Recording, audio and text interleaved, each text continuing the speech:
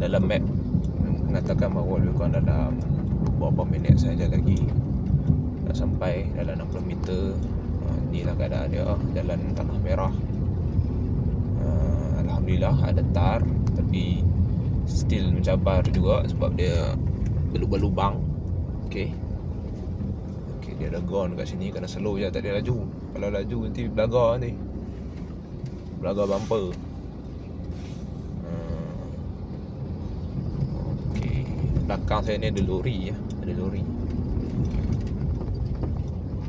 Mungkin kalau tak ada saya kat depan ni, mungkin dia laju lagi lah. Belakang ada lori, nampak lori. Okey, tengok ni dia kata saya baru masuk, cik. Saya si kalak masuk Sungai Bah tu.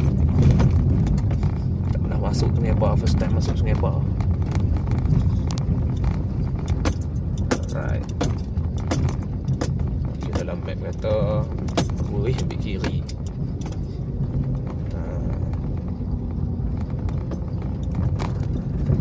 Batu-batu, jalan berbatu-batu. Jangan sabar pakcik saya slow je pakcik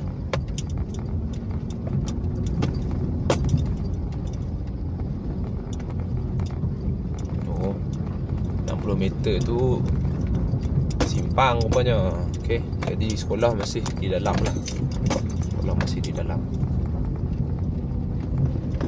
Kita slow saja. Sekarang jam mungkin dalam 9 minit lagi lah sampai, insyaAllah. Sekarang 9.13.